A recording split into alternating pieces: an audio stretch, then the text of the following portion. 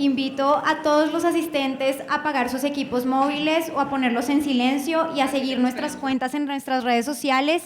En Twitter nos encuentran como @davicorredores, en LinkedIn como Davivienda Corredores y en nuestro canal de YouTube Davivienda Corredores.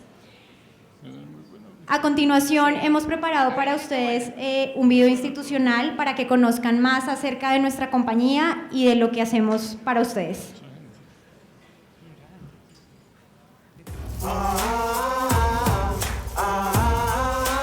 El mundo ha cambiado más en los últimos 20 años que en toda su historia. Las necesidades, estilo de vida y metas de las personas se han transformado. Hoy nuestras generaciones están marcadas por la inmediatez, el entender el aquí y el ahora como filosofía de vida. En Corredores Davivienda entendemos esta filosofía y la adoptamos como nuestro motor de trabajo y la razón por la que nos levantamos todos los días para lograr ser la comisionista de bolsa preferida por los colombianos. Llevamos más de 40 años construyendo relaciones de confianza a través de una asesoría financiera personalizada y oportuna que satisface las necesidades de inversión de miles de colombianos mientras enriquecemos su vida con integridad. Contamos con presencia en 6 ciudades del país e internacionalmente a través de Davivienda Corredores Panamá. Nos destacamos en el sector ubicándonos en el top 3 del ranking de comisionistas de bolsa por utilidad acumulada y por patrimonio en Colombia y tenemos AAA en riesgo de contraparte, la máxima calificación otorgada por BRC Standard & Poor's. Hacemos parte de uno de los grupos empresariales más importantes del país, el Grupo Bolívar, del cual hacen parte empresas de diversos sectores, el asegurador, el de la construcción y el financiero, entre otros. Participamos en el sector financiero como filial del Banco Davivienda, el segundo banco más grande de Colombia y uno de los más importantes de Centroamérica. Davivienda, un banco multilatino con presencia en 6 países.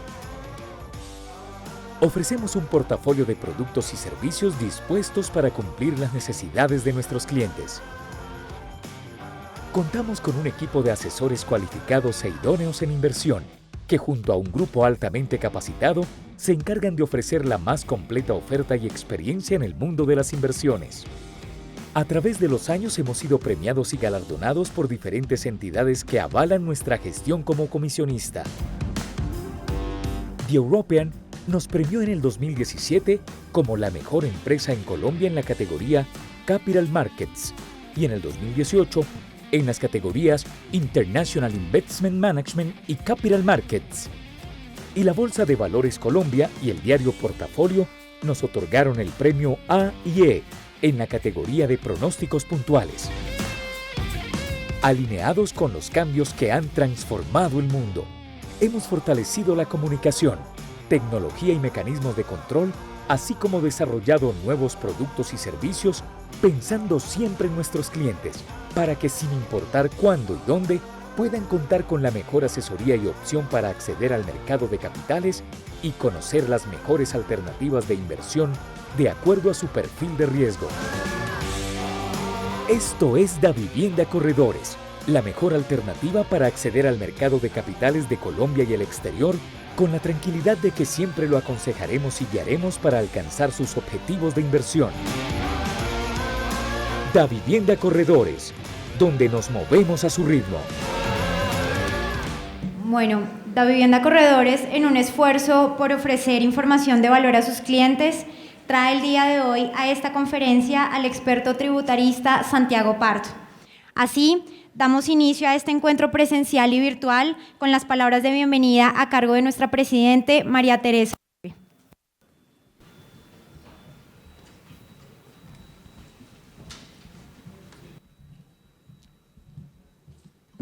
Bueno, creo que por fin llegó el día que estábamos esperando, por fin tenemos acá a Santiago, invitado muy especial nuestro durante todos estos últimos años, después de estas reformas tributarias que nos han afectado de manera tan significativa.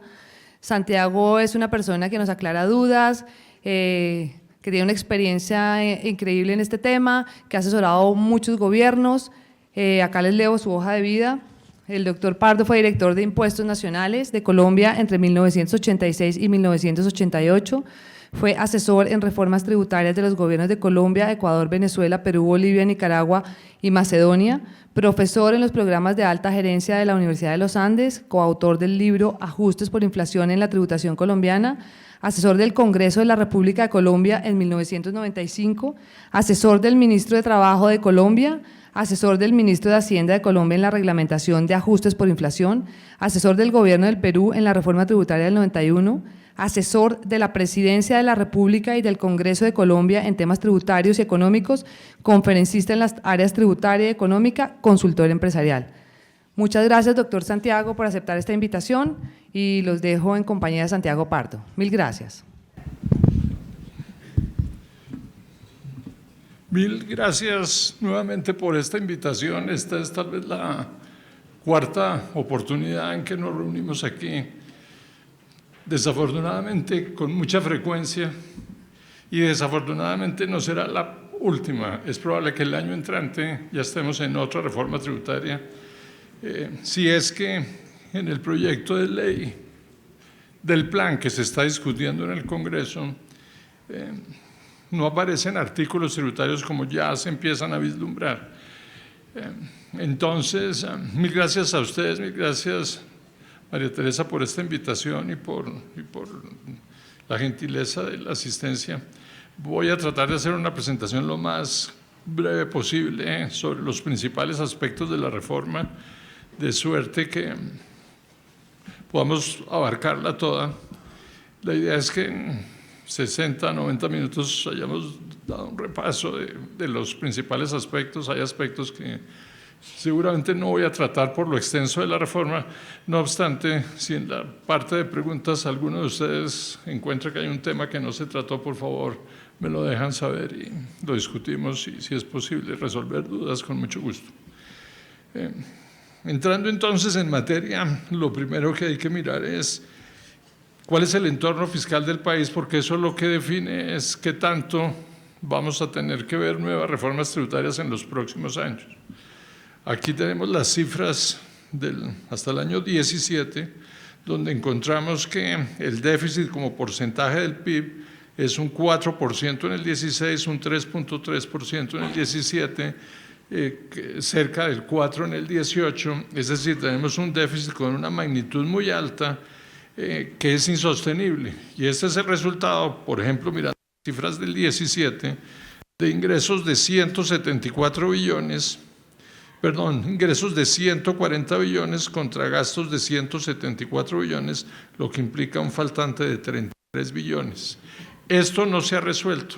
Esto implica o que se recorta el gasto o que se aumenta el ingreso, pero es insostenible en el tiempo si uno supone que vamos a tener 10 años más de déficit de esta naturaleza. Y ese déficit se refleja básicamente en el nivel de endeudamiento del país. Lo que encontramos aquí están los cortes de los últimos gobiernos, es cómo ha estado creciendo la deuda pública como resultado precisamente de que tenemos un déficit que no hemos podido controlar. Diciembre del 98, final del gobierno Samper, el endeudamiento como porcentaje del PIB era del 30%. Diciembre del 2002, final del gobierno Pastrana, era 55%. Diciembre del 2006 y del 2010, gobierno de Uribe, bajó a 43%.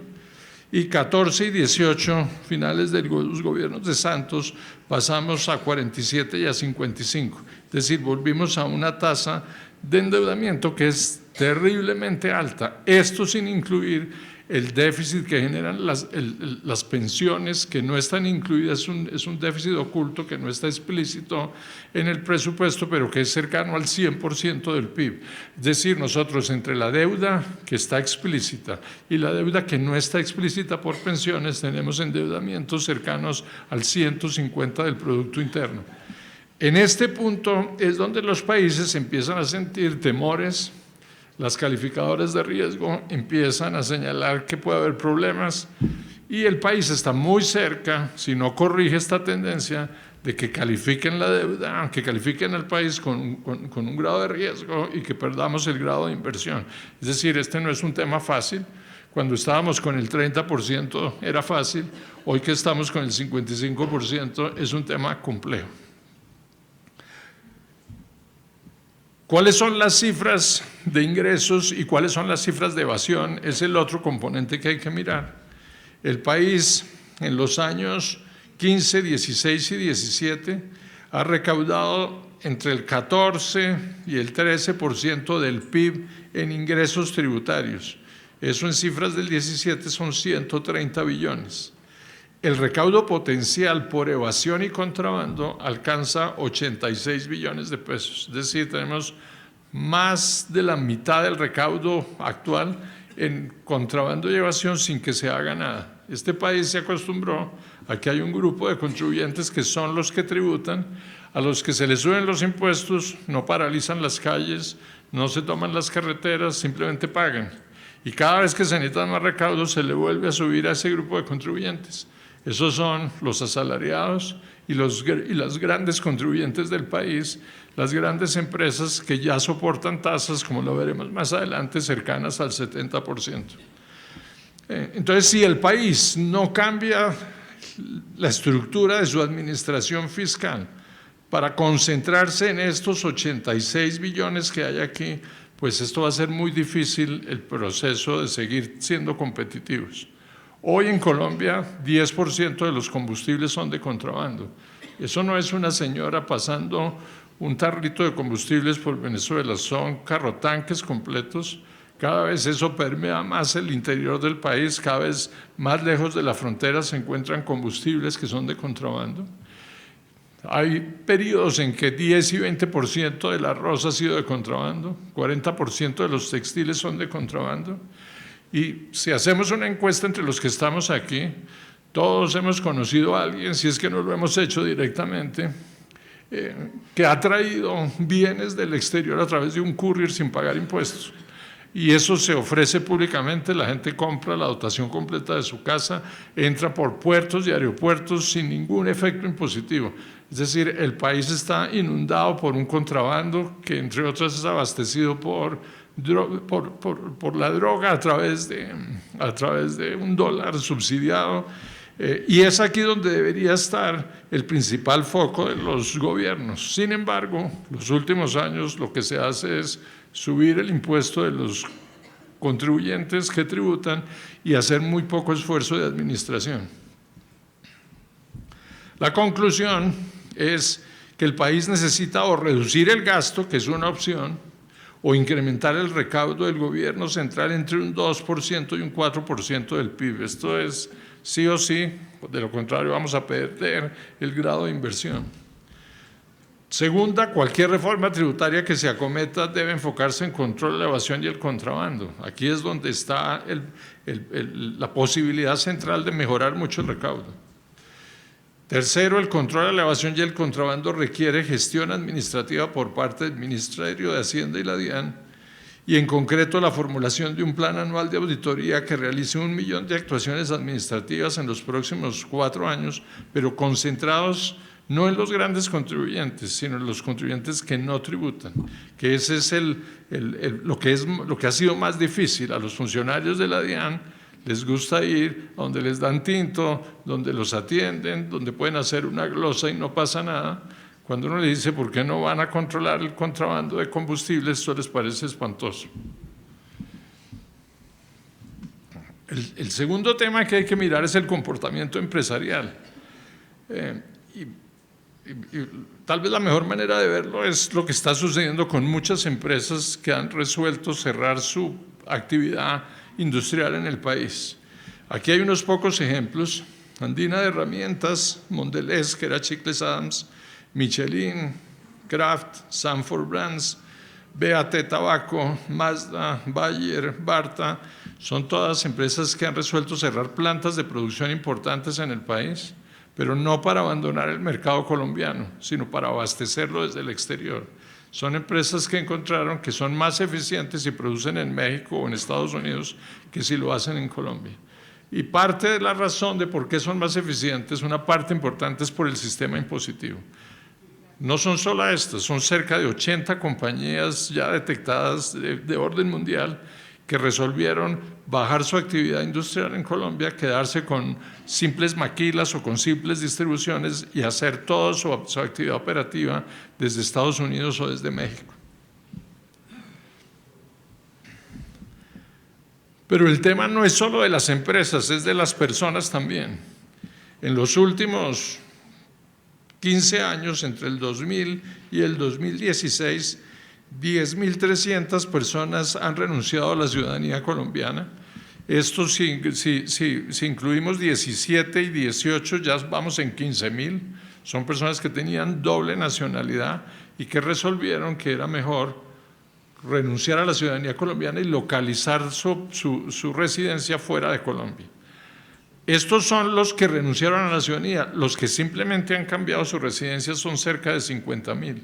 Es decir, hay un fenómeno, hay un éxodo claro de colombianos y de inversiones hacia el exterior. La última cifra salió hace un par de semanas, ustedes la debieron ver, donde se registra que la inversión extranjera en Colombia ha decrecido y la inversión colombiana en el exterior ha crecido significativamente.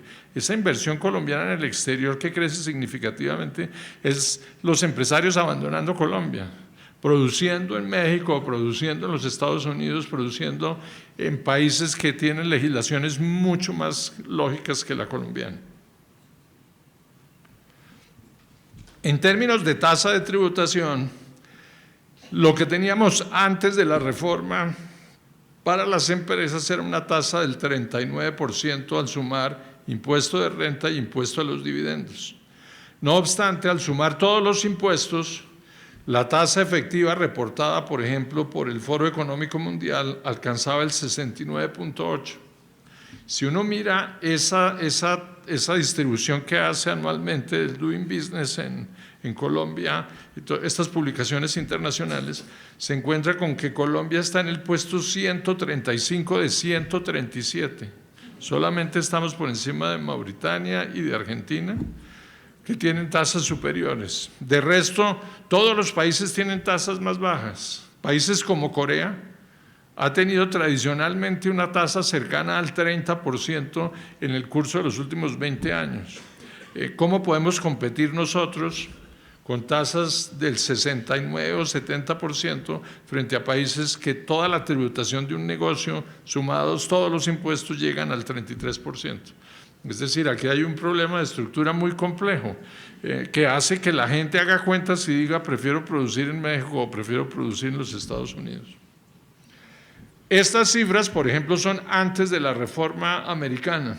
Hoy la reforma americana, que tenía una tasa del 44%, para los negocios bajó la tasa al 21%, con posibilidades de depreciar los bienes en un solo año.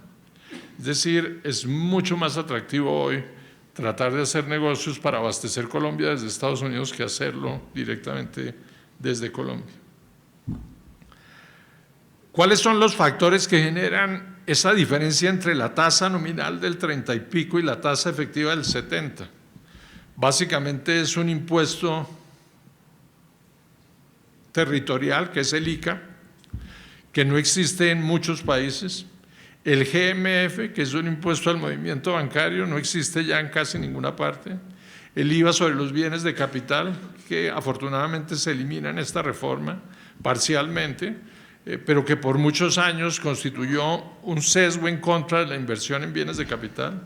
Impuestos como las estampillas y el alumbrado público, los impuestos a la contratación pública, la renta presuntiva, el impuesto a la riqueza o al patrimonio, los parafiscales, el impuesto predial sobre los negocios, los intereses no deducibles a través de reglas absurdas como la regla de subcapitalización y otras partidas no deducibles. Estos factores son los que hacen que una tasa que aparentemente es del 30% termine siendo en una tasa del 70%.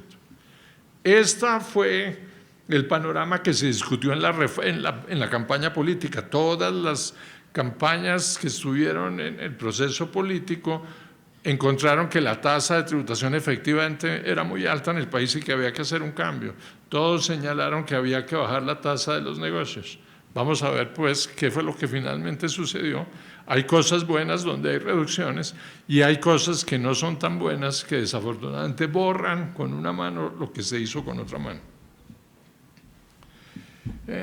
Y finalmente, antes de entrar en la ley, una conclusión que hay y que es la que yo por lo menos percibo de muchos empresarios es que 16 TLCs, tasas del 70 o 75%, hacen que sea más barato importar bienes que producirlos y por eso muchos productores han sustituido la producción por la importación. Y para los grandes productores han encontrado que es mucho más eficiente producir en el exterior que producir en Colombia y muchos están localizando sus actividades productivas en el exterior. La ley 1943 del 2018 entonces es el resultado de la discusión 2 meses al final del año pasado, donde el gobierno me da a mí la impresión de que perdió un poco el control de la ley. Todo empezó con una propuesta de extender el IVA a toda la canasta familiar y eso permitiría bajar los tributos a los negocios. Esa extensión del IVA a la canasta familiar pues era muy fuerte, un 19% de la noche a la mañana. El resultado fue que eso no se dio y al final el gobierno y el Congreso sacaron una melcocha de cosas, algunas positivas, algunas no tan positivas como veremos ahora. Lo primero que vamos a mencionar es 2 o 3 cambios en el IVA que son muy gruesos. El que ya estaba mencionando de la canasta familiar, casi todos los bienes de la canasta familiar están excluidos del IVA, eso se mantiene en el régimen propuesto y aprobado, pero esto tiene un efecto muy grave desde el punto de vista de competitividad del país. El régimen de bienes excluidos del IVA es un régimen que consiste en que los productos cuando se venden no se les carga IVA, pero los insumos de esos productos que tengan IVA tienen que asumir en la producción esos IVAs. Entonces, producir un bien excluido implica que al venderlo no se cobra IVA, pero al comprar insumos sí se asume el IVA. Ese bien excluido compite con bienes importados que entran totalmente desgravados de IVA desde el país de origen. Entonces, aquí hay un arancel al Producto Nacional excluido. Aquí tenemos casi el 18% del PIB se somete a esto. Este es tal vez el único país del mundo que tiene un subsidio especial a los productos importados fruto de la estructura de IVA. Casi todos los países eliminaron este régimen. El producto o está gravado o está exento. El que está exento tiene derecho a recuperar los IVAs de sus insumos. Colombia se quedó con el régimen de exclusión y hoy en día ustedes encuentran cantidades de personas cada vez que hay una reforma que van al Congreso a rogar que los graben. La propuesta es por favor póngame el IVA, por favor póngame el IVA. ¿Por qué razón? Porque de esa manera puedo competir con el producto importado. Si no me pone el IVA, el producto importado sale mucho más barato que el producto nacional. Esto que se ha acabado en todas partes del mundo, como es apenas lógico, Colombia lo sigue manteniendo. Y aquí no pasa nada. Es increíble, tener productos excluidos del IVA es un sinónimo de que es preferible importar y lo que hay que hacer es cerrar la producción. Eso le va a pasar a los productos alimenticios en el mediano plazo, a medida que los TLC se profundicen, que los aranceles bajen, va a llegar el punto en que es mucho más atractivo para un productor cerrar su planta e importar bienes que producirlos, todo por un mal diseño del IVA. Entonces, en esto no se resolvió el tema. El segundo tema grueso es el gravamen a las cervezas, que básicamente lo que hace es cambiar de un régimen plurifásico, un régimen monofásico, perdón, que era el que existía antes de productores e importadores, que eran los únicos responsables, a un régimen plurifásico donde están gravados productores, importadores y comercializadores. La crítica que ha habido en este tema es que parte del valor agregado terminó en manos de una cantidad de comercios informales y que es probable que ese IVA que se empieza ahora en teoría a recaudar en todos los pequeños comercios, en los kioscos, en las tiendas, termine perdiéndose. Lo mismo sucede con las gaseosas. En el caso de las gaseosas, el cambio fue pasar de un régimen de productores e importadores, que eran los únicos responsables, a un régimen plurifásico donde se graban productores, importadores y comercializadores. En el año 83, cuando se monta el IVA en Colombia, una misión de expertos que estudió el tema, lo único que recomendó es, en el caso de gaseosas y cervezas no se justifica hacer la extensión del IVA, déjenlo en productores importadores, son muy pocos, son controlados, son fáciles de revisar. Si ustedes pasan a la cadena siguiente, van a perder gran parte del recaudo en manos de miles y miles de comercios informales. Está la duda por saber si eso va a ser así o si el gobierno tiene la capacidad de controlar el tema. En el impuesto nacional al consumo aparece un nuevo impuesto a los bienes inmuebles. Pareciera como una política deliberada de castigar el consumo de bienes inmuebles. Antes teníamos un IVA del 5% a la primera venta de unidades de vivienda cuyo valor superara 918 millones. Ahora con la reforma se excluye de IVA toda venta de inmuebles, pero la enajenación a cualquier título de cualquier inmueble nuevo usado cuyo valor supere los 918 millones se somete al impuesto al consumo a la tarifa del 2% sobre la totalidad del precio de venta y su responsable será el vendedor o cedente. Este nuevo gravamen, que es en cascada, pues encarece enormemente las transacciones con inmuebles. Ya un inmueble implica más o menos 1,5% de impuesto de registro de anotación, 1% de retención en la fuente y 2% de impuesto al consumo, es decir, casi el 5% en cada transacción. Con un agravante, y es que no se ha precisado una cantidad de transacciones que no deberían tener impuesto al consumo. Por ejemplo, hacer una fiducia para dar en garantía un bien implica un primer traspaso, 2% de impuesto al consumo, un segundo traspaso cuando se regresa el inmueble a quien lo aportó, otro 2%. Eso no tiene justificación alguna, no tiene sentido alguno. A estas alturas del partido no está aclarado el tema, no hay un decreto reglamentario todavía que precise qué transacciones sí lo tienen y no lo tienen. Ahora, no se someten lo que son las enajenaciones de predios destinados a actividades agropecuarias ni los predios destinados a vivienda bis y VIP, pero sí otra cantidad de transacciones, tales como las daciones en pago, las donaciones, los aportes a patrimonios autónomos, las fusiones, las escisiones, los aportes a sociedades. En fin, aquí hay un nuevo impuesto en cascada sobre los inmuebles que seguramente va a tener un efecto nocivo en la rotación de tales bienes. Perdón, que me pasé Estamos en marzo y el país está pendiente de que se produzca un decreto reglamentario. La primera versión del decreto que apareció básicamente decía que toda transacción de inmuebles estaba sometida a este impuesto. Lo que se le ha dicho al gobierno por parte de diferentes agremiaciones y diferentes actores es que hay unas transacciones que no deberían tenerlo. Por ejemplo, las donaciones, que no constituyen una venta, los aportes a sociedades cuando el aportante es el mismo accionista, no constituyen enajenación tributaria, no debería tenerlo. Las fusiones y escisiones que no sean enajenación no deberían tenerlo. Las daciones en pago. En este momento, si un banco necesita recibir un bien, tomar un bien, hacer una dación en pago, le toca pagar el 2% de impuesto al consumo.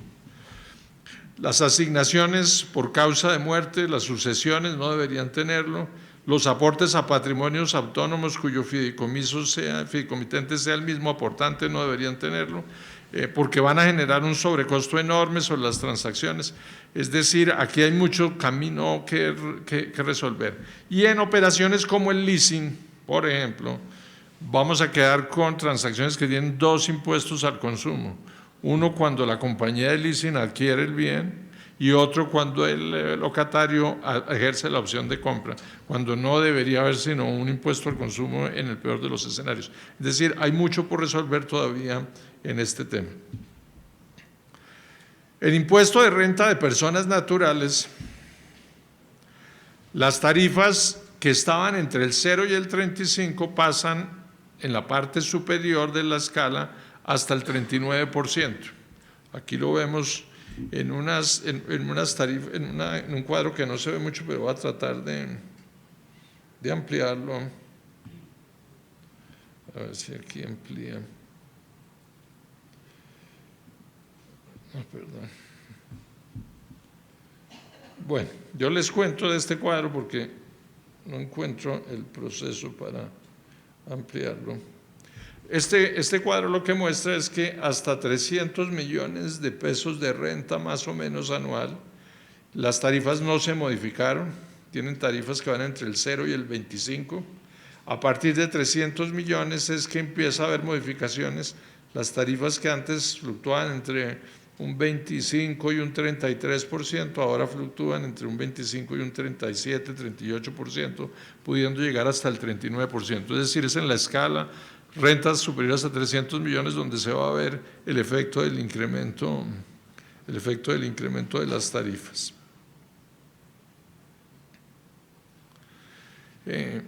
Básicamente lo que tiene que ver con la depuración de las personas naturales. Hago una mención muy rápida. Antes teníamos 5 cédulas con una cosa muy compleja: una cédula de rentas de trabajo, una cédula de pensiones, una cédula de rentas de capital, una cédula de rentas no laborales y una de dividendos y participación. Esto fue de la última reforma. Ahora se volvió un sistema más sencillo: una cédula general que tiene rentas de trabajo, capital y no laborales, y unas cédulas que tienen justificación, que son la de pensiones, porque tiene una exención importante, y la de dividendos y participaciones, porque tiene una tarifa diferencial. Entonces pasamos a un sistema un poco más simple en cuanto a su administración por parte de los propios usuarios. Aquí este es un ejemplo que solamente menciono: una persona con 15 millones de pesos de ingreso tiene el mismo impuesto antes y después de la reforma, paga un 8.79 si aplica sus beneficios básicos. Una persona con 50 millones de pesos de ingreso básicamente pasa de pagar 113 millones a pagar 115 millones si no es un ahorrador en el sistema de fondos de pensiones obligatorios. Si simplemente tiene sus beneficios básicos, pasó del 18 al 19, y a medida que sube la renta tendrá más tributación. Una persona que hace ahorro en el sistema obligatorio de pensiones, que quedó con un beneficio de posibilidad de ahorrar hasta 85 millones, puede bajar su tarifa antes al 12%, ahora la puede bajar al 14%. Es decir, uno lo que ve aquí es, para los ingresos altos de 50 millones, 40 millones para arriba, es que hay un incremento en la tasa de tributación. En materia de opciones de ahorro de las personas naturales, quedan 2 posibilidades con algunas limitaciones. La posibilidad de ahorrar en el régimen de ahorro individual con solidaridad, que estos son los fondos obligatorios. Esto quedó con posibilidad de que se trate como ingreso no constitutivo en un valor equivalente al 25% del ingreso del año sin exceder de 2.500 VTs, estos son 85 millones. O existe el ahorro en fondos voluntarios, que es el 30% del ingreso sin exceder de 3.800 VTs, hasta aquí se ve mayor. Pero esta partida, sumada a las otras rentas exentas y deducciones, se limita al 40% del ingreso neto del año sin exceder de 5.040 VTs. Esto lo que quiere decir es que hay un doble límite en los fondos de pensiones voluntarios que no se da en los fondos de pensiones obligatorios, y que hace que este ahorro en los fondos obligatorios sea mucho más eficiente desde el punto de vista tributario. Realmente una de las cosas que hace la reforma es castigar el ahorro en materia importante. La gente lo que encuentra es que es preferible el 25% exento, que se da porque sí, entonces pues hay que tomarlo. Si la persona tiene personas a cargo, esas también no implican ningún esfuerzo, hay que tomarlos. Si la persona tiene un crédito de vivienda, ese se toma, y al final uno encuentra con que los 130 millones de pesos que en teoría podría haber ahorrado ya no se pueden ahorrar por este límite total que se le pusieron a las rentas exentas y deducciones. Resulta más eficiente para mucha gente ir a ahorrar al régimen ahorro individual con solidaridad, que es los fondos obligatorios de pensiones, hacer un ahorro voluntario en esos fondos. En materia del impuesto al patrimonio, otra vez, digamos, el país repite la experiencia de los impuestos temporales. Un impuesto que terminaba en el 18, que se ofreció públicamente por el gobierno que no iba a ser objeto de una prórroga, nuevamente aparece, empieza a discutirse con una tasa del 3%, 2,5%, 2%, finalmente quedó con una tasa del 1%, afortunadamente. Y este es un impuesto que se aplicará por 3 años. Seguramente en el año 21 o 22 el ministro de Hacienda de turno volverá y lo prorrogará. Y se aplica sobre los patrimonios líquidos que sean superiores a 5.000 millones, que sean poseídos por personas naturales residentes en el país o por personas naturales no residentes en el país que tengan patrimonio en Colombia, o por personas naturales no residentes que tengan patrimonio a través de establecimientos permanentes, por sucesiones de causantes que no eran residentes en el país pero que tengan patrimonio en Colombia, y finalmente por sociedades extranjeras no declarantes de impuesto de renta respecto del patrimonio poseído en el país representado en bienes distintos de acciones, cuentas por cobrar e inversiones de portafolio. Por ejemplo, sociedades que tienen un inmueble, un yate, un lote en Mesa de Yeguas, una casa en Cartagena. Ese tipo de sociedades quedaron sometidas al impuesto al patrimonio. Una de las características que trae este impuesto es que no se aplica a las sociedades y entidades colombianas. Todas las sociedades nacionales quedaron excluidas del impuesto. ¿Por qué razón? Porque los accionistas quedaron grabados sobre las acciones inclusive. Entonces, si bien se dice que las sociedades no están sometidas al impuesto, lo están indirectamente a través del gravamen que se aplica a las acciones que tienen sus accionistas. No están sujetos tampoco las sociedades que suscriban contratos de arrendamiento financiero con entidades residentes en el país. Esto es para excluir todas las entidades que hacen leasing internacional y que tienen tienen activos localizados en Colombia en leasing, ellos se excluyen. Y no están sometidos al impuesto las entidades extranjeras que declaran impuesto en Colombia. ¿Qué bienes se excluyen? Los primeros 13.500 VTs, 400 millones de la casa de habitación, el 50% del valor patrimonial de los bienes que vayan a ser normalizados y que se repatrien al país en forma permanente, y no se permite restar las acciones. Entonces, para muchas personas naturales, ustedes lo van a ver este año, se les va a generar un problema de caja porque el impuesto quedó en cabeza del accionista que no tiene la liquidez y no en cabeza de la sociedad operativa que es la que sí puede tener la liquidez. Entonces hay mucha gente ya haciendo cuentas de cómo voy a pagar el impuesto si no tengo la liquidez suficiente para atenderlo. Era mucho más claro en cabeza de las sociedades operativas que en cabeza de los accionistas no operativos. La tarifa es del 1%, no es una tarifa marginal, ese es otro error de la ley. Entonces se aplica el 1% para cualquier patrimonio que sea igual o superior a 5.000 millones. No se aplica sobre el exceso de 5.000, sino sobre el monto a partir de 5.000. Entonces, si uno tiene 4.999 no paga, si tiene 5.000 paga el 1%, no sobre el margen.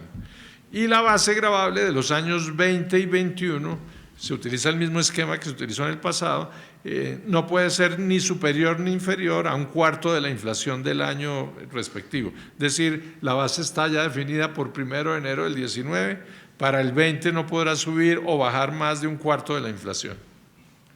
Entonces, aquí otra vez lo que hay, digamos, es una especie de engaño. Le dicen en la pasada reforma, el Estado le dice a los contribuyentes: normalícese, aquí el impuesto del patrimonio se acaba, va a pagar un porcentaje X, 2 meses después llega una nueva reforma o 6 meses después y vuelve a colocar el impuesto al patrimonio, y seguramente lo vamos a seguir viendo en el futuro. El efecto que esto tiene entonces lo vemos en este ejercicio. ¿Cuál es la invitación que hace el país al ahorro con este régimen? Aquí vamos a mirar el efecto del impuesto al patrimonio, la renta presuntiva y las nuevas tarifas del impuesto sobre la renta. Hemos supuesto una persona que tiene 5.000 millones en un CDT, la renta presuntiva es del 1,5%, desaparece a partir del año 21 y 22. La tarifa del impuesto al patrimonio es del 1%. Este CDT hemos supuesto que produce el 4% anual, que es más o menos la tarifa premium que paga una entidad financiera por un CDT, es decir, produce 200 millones de pesos, de los cuales 150 son inflación. Antes esta inflación no se gravaba hasta el año pasado. Ahora se derogó la norma que desgravaba el componente inflacionario, entonces ahora se tributa sobre el ingreso, el componente inflacionario de los intereses. El interés real es de 50 millones en este ejemplo, descontando los 150. La presuntiva son 75, no alcanza a afectar, porque el contribuyente tiene que tributar sobre los 200 a raíz de la eliminación del componente inflacionario. En 200 millones pagan 46 millones de impuesto, más 50 de impuesto al patrimonio, más 1.2 de intereses de GMF, más o menos 1.2 de ICA, total impuestos 99. Este señor que se ganó 50 en términos reales, tiene que pagar 99, él pierde en términos reales 49 millones de pesos. Aparentemente está tributando el 50%, realmente está tributando el 198% de su interés real. Quien tenga este CDT todos los años va a perder 50 millones de pesos en términos reales. En 10 años habrá perdido 500 millones, el 10% en términos de poder adquisitivo. Esta es la invitación del país al ahorro, que es sorprendente. El gerente del Banco de la República en días pasados, con toda razón, hacía una reflexión: hay que hacer una reforma para fomentar el ahorro, incentivar el ahorro. El país no puede perder los niveles de ahorro. Esta es la respuesta tributaria. Si uno tiene un CDT y ahorra en Colombia con estas reglas, la tasa de tributación es del 198% sobre el rendimiento real. En 2 años, la buena noticia, si se le puede llamar así, es que una vez desaparece el impuesto al patrimonio, si es que desaparece, la tasa de tributación es del 95%. Es decir, tenemos un problema muy complejo de concepción frente al ahorro. Era mucho más lógico el sistema anterior, que desgravaba el componente inflacionario. Con el gravamen al componente inflacionario, pues esto genera unos efectos muy complejos. Impuesto de normalización, que es la nueva amnistía. Básicamente, la pasada estuvo por 3 años, 15, 16 y 17, permitía, pagando entre un 10 y un 13%, declarar activos omitidos. Ahora se establece por una sola vez, en el 2019, la posibilidad de amnistiar activos omitidos o pasivos inexistentes, pagando el 13% por una sola vez, o el 6,5% en el caso de que los activos estén en el exterior y se traigan al país con vocación de permanencia, que debe ser por lo menos 2 años. Es decir, tenemos una amnistía de 13% para bienes omitidos en Colombia o que estén en el exterior y no se quieran traer, y del 6,5% para bienes que estén en el exterior y se quieran traer al país. Adicionalmente, aparece una norma, esta misma norma, que permite no normalizar activos, sino subirle el valor a los activos ya declarados, que es una actualización de valores para todas las empresas y los contribuyentes que tengan valores muy bajos de sus activos. Se permite llevarlos a valor comercial a través de un avalúo, pagando el 13% y con la posibilidad de que esa diferencia sea objeto de depreciación, por ejemplo, en cabeza de las empresas. Esto puede ser un tema que es interesante en la medida en que puede incrementar los costos y los gastos depreciables de las compañías. Entonces, muchas empresas van a tener que revisar con lupa si esto es atractivo o no, no para declarar activos ocultos, que no los tienen, sino para ver si actualizan el valor de sus activos depreciables. Por ejemplo, activos que se tienen por más de 2 años con posibilidad de venta, que han sido totalmente depreciados y que al venderlos se genera una recuperación de deducciones de las depreciaciones con una carga del 30 y pico %. Puede ser muy conveniente el saneamiento a valor comercial para sustituir esa recuperación de deducciones que se graba al 33 o al 30 y grabarla al 13. O activos que no han completado los 2 años, que deberían poderse incrementar su valor y eliminar un 33 o un 30 y convertirlo en un 13. Sobre este punto en particular, el proyecto de decreto que hay ya a disposición de los contribuyentes para criticarlo dice que no se admite esto en activos de menos de 2 años, que tiene que ser activos de más de 2 años. Eso no lo dice la ley, pero digamos eso lo dice el proyecto. Pero es un tema que menciono porque seguramente las empresas van a tener que valorar si esto se justifica o no se justifica. Esto viene de la mano de una legislación en relación con trust y fundaciones del exterior que trae unos cambios muy importantes.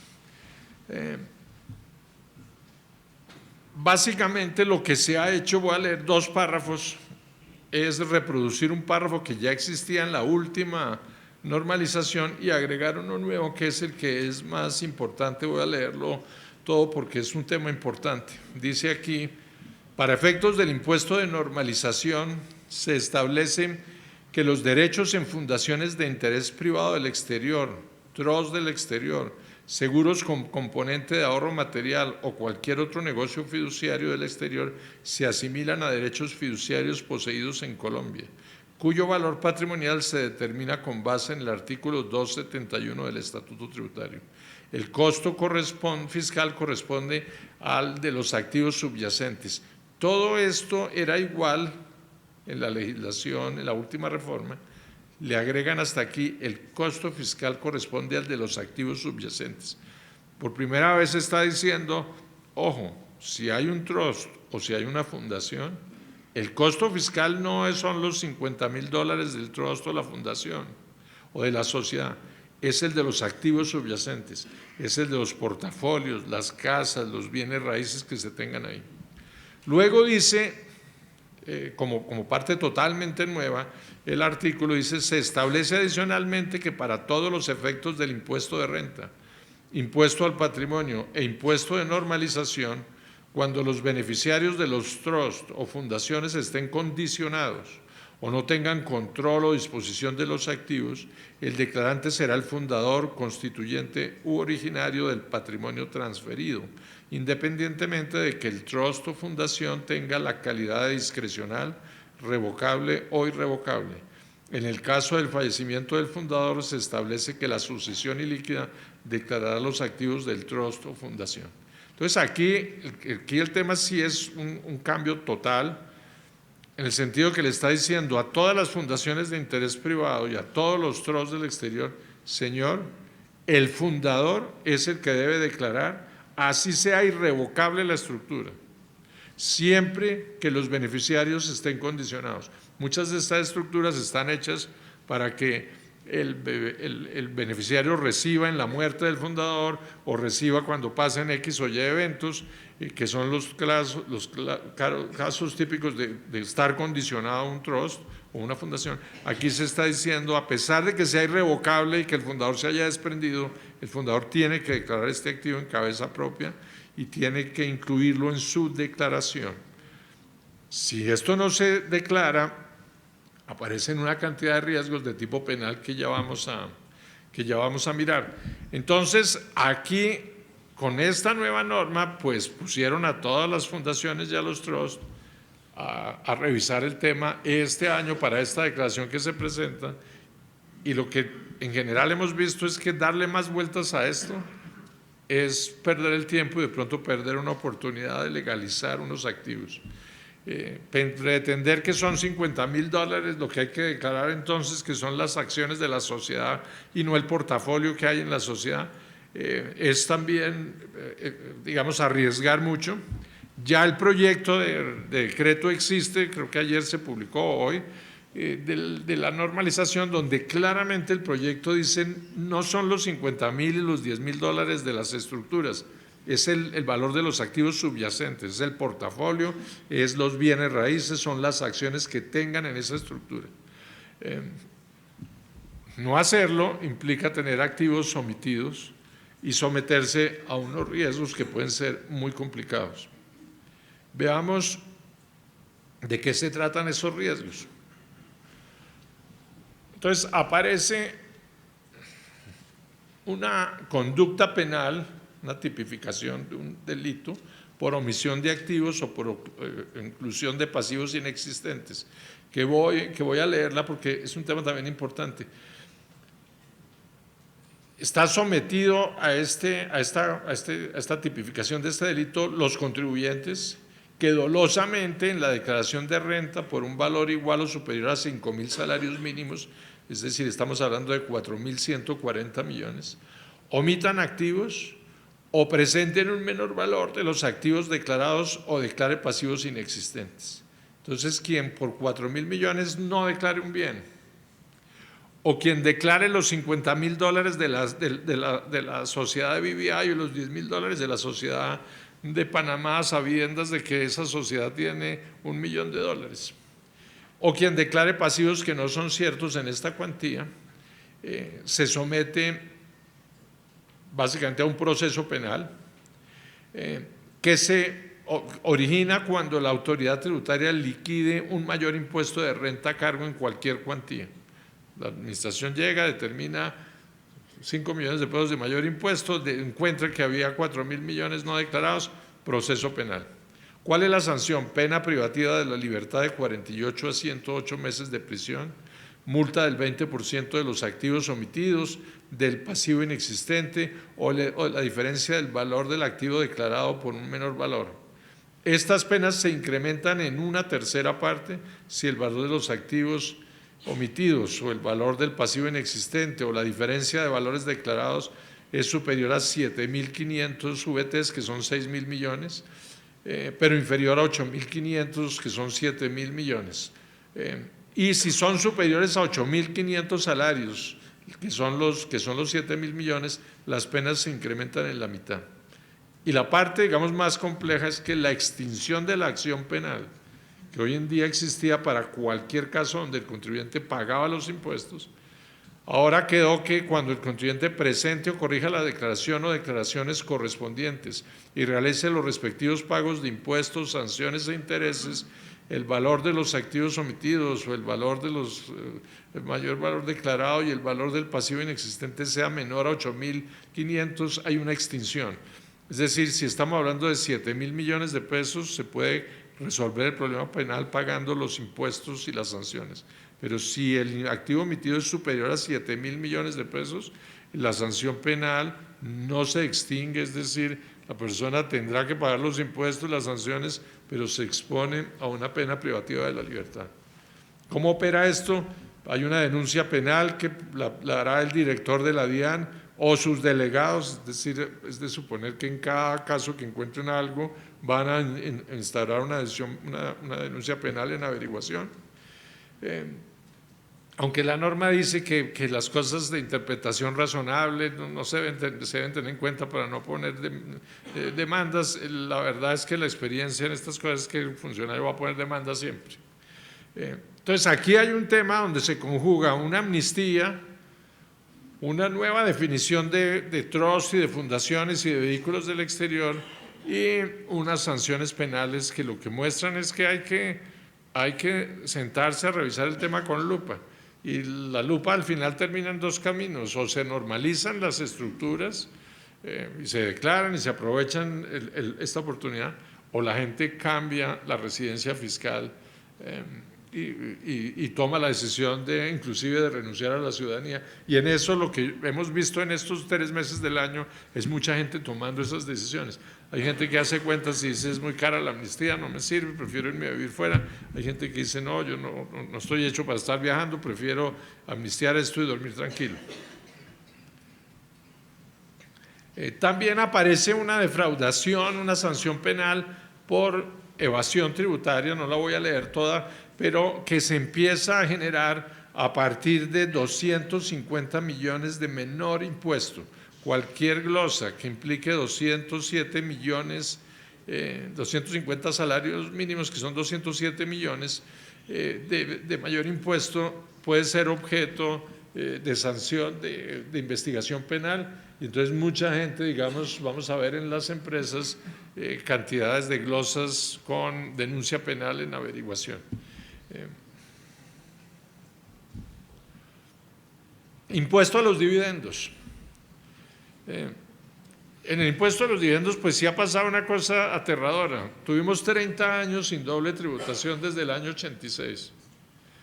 En la pasada reforma, hace 2 años, se dijo que por un impuesto muy pequeño a los dividendos, simplemente como para tener algo de progresividad en el sistema. 2 años después, ya incrementamos en un 50% el impuesto de los dividendos. Y ya hoy hay parlamentarios, la semana pasada en una de las discusiones del Plan Nacional de Desarrollo, hay parlamentarios diciendo que lo que hay que hacer es que hay que subir el impuesto de los dividendos al 30 y pico, que por qué razón los dividendos van a tributar al 15, que tienen que resubir al 30 y pico, es decir, vamos para allá a pasos agigantados. Entonces, de un 0% que teníamos hace 2 años, pasamos a un 10% cuando se pagaban dividendos a personas naturales residentes y a un 5% a no residentes, y ahora con la reforma esto se elevó al 15% en residentes, al 7,5% en no residentes, y cuando se le giran a sociedades también se aplica una retención del 7,5%, que es básicamente trasladable para que la utilice el accionista final, sea nacional o extranjero. En las cadenas de sociedades, este impuesto del 7,5% se aplica solamente en la primera sociedad que reciba los dividendos. Esta retención, repito, se puede utilizar por el beneficiario final cediéndola en el camino. La retención no constituye un gasto de la sociedad que recibe el dividendo, sino que se debe manejar como un activo que se traslada. Y en los grupos empresariales registrados no hay retención entre sociedades. Entonces, el tema de grupos empresariales se vuelve muy importante cuando hay cadenas de sociedades, hay que revisar si se debe o no registrar el grupo empresarial, si hay una situación de control, porque de esa manera se logra evitar este 7,5%. Lo cierto es que en 2 años pasamos del 0 al 15% y ya vamos probablemente para un 30 y pico % de impuesto a los dividendos. ¿Cómo queda entonces en un esquema este impuesto? Si una sociedad colombiana le gira a una empresa que es parte de un grupo empresarial, que hace grupo empresarial con esta sociedad, no hay retención. Por eso digo, hay que revisar el registro de grupos empresariales porque se logra evitar esta retención. Si se le gira a una persona natural, pasó del 10 al 15%. Si se le gira a una persona que no hace parte de un grupo empresarial, pasó del 0 al 7,5%. Y finalmente, si se le gira a un extranjero, pasó del 5 al 7,5%. Aquí hay otro tema que vale la pena mencionar y es que esto es una invitación a irse. Si yo estoy en Colombia y soy un gran accionista y recibo dividendos, pago el 15%. Si yo estoy en el exterior, no soy residente, recibo los mismos dividendos, pago el 7,5%. Me ahorro la mitad de los impuestos. Es decir, este es otro absurdo de la legislación. Aquí toda la legislación conduce, es como una puerta, es como una flecha, salga, salga, salga, hasta que termine una viatur. Yo hay clientes a los que les pregunto, cuando están en la oficina, me echan todo el cuento, hacemos las cuentas, digo, es que usted no tiene que estar aquí, usted tiene que estar en Aviatur, porque las cuentas desafortunadamente no dan. Y esto es fruto de una legislación que es increíble. ¿Por qué el impuesto de los extranjeros tiene que ser más bajo que el de los nacionales? ¿Eso a qué conduce? Que si uno es un accionista grande, pues algún día hará cuentas y dirá, prefiero irme para Panamá, o prefiero irme para los Estados Unidos, o prefiero irme a otra legislación y me ahorro la mitad del impuesto. Bueno. Muy rápidamente, ¿cómo opera esta retención en cadenas de sociedades? Aquí tenemos una sociedad, una cadena que no es grupo empresarial y una cadena que sí es grupo empresarial. Entonces, la sociedad 1, que le gira dividendos a la 2, retiene el 7,5%. A partir de aquí, esta misma utilidad cuando se gire no tiene retención a la sociedad 3 y a la sociedad 4. Si la sociedad 4 le gira a una persona natural, le retiene el 7,5% que falta para completar un 15%. Si le gira a un accionista del exterior, no tiene retención en la fuente, porque ya le hicieron en la primera etapa. Ahora, si esto es un grupo empresarial, no hay retención a lo largo del grupo y solamente en la última sociedad, cuando se le gire a una persona natural, se le retendrá el 15%, o cuando se le gire a un accionista del exterior, se le retendrá el 7,5%.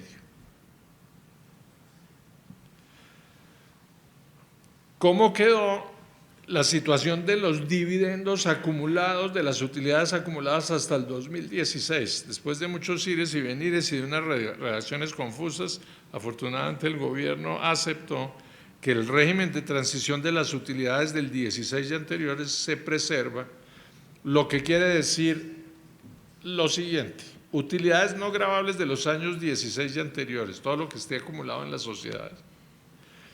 Si se decretaron antes del 31 de diciembre del 18, pues no tienen retención.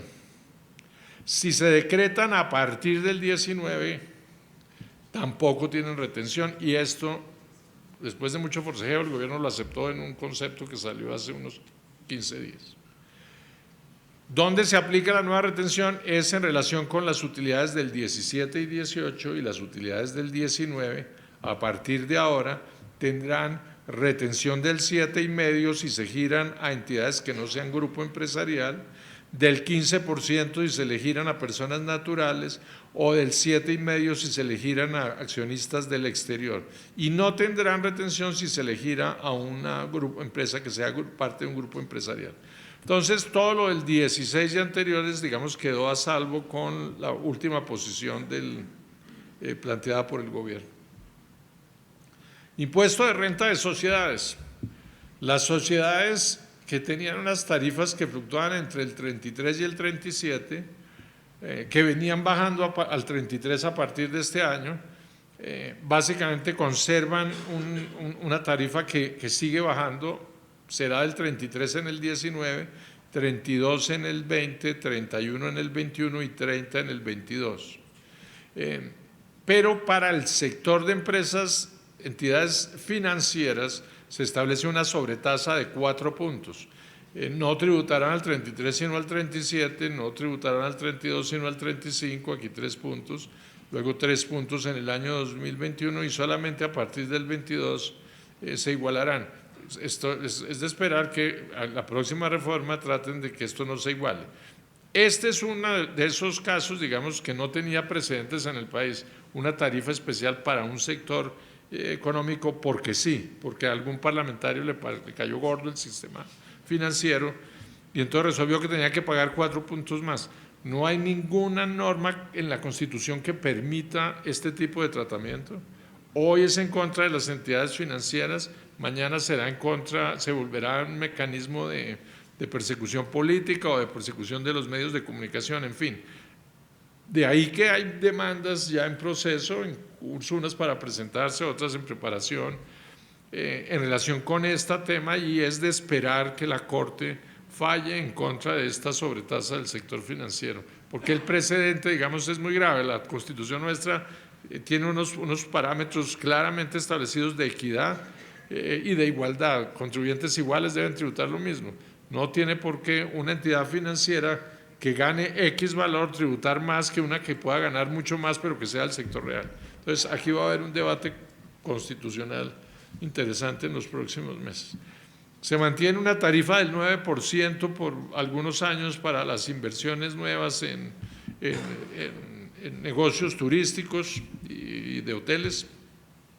Y el resumen hasta aquí es que la tasa de tributación sociedad-socio, que en la legislación anterior con el impuesto al dividendo del 10% iba a bajar al 39,7%, ahora queda en un 40% en el curso, como baja hasta un 40% nomás, es decir, no le bajamos la tasa a las empresas, como se ha dicho, y al conjunto sociedad-socio, sino que por el contrario, básicamente lo que hicimos fue elevársela. Lo que se le bajó en la tarifa de las sociedades, que baja al 33 y al 32 y al 31 y al 30, se pierde en el impuesto al dividendo que pasó al 15% en todos estos años. Si se trata de un accionista del exterior, el efecto es menos gravoso porque el impuesto de los dividendos es del 7,5%. Entonces, aquí el incremento que era del 5 al 7,5 hace que el efecto final sea menor y que la tarifa que iba a ser del 36 sea del 38 en este año, sea del 37 en el entrante y al final sea del 35 en el último año.